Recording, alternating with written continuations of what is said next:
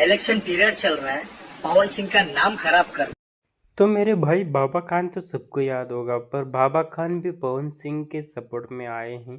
Power star Pawan Singh के लिए चुनाव के दौर में ऐसे विवाद कर रहे, ऐसा पवन सिंह को सपोर्ट किया बाबा खान ने। मुंबई का जो पिछली बार विवाद हुआ था पावर स्टार पवन सिंह के साथ बाबा खान का, वो बाबा खान को अपना दोस्त बताते हैं और अब सपोर्ट करते हैं पावर स्टार पवन सिंह को।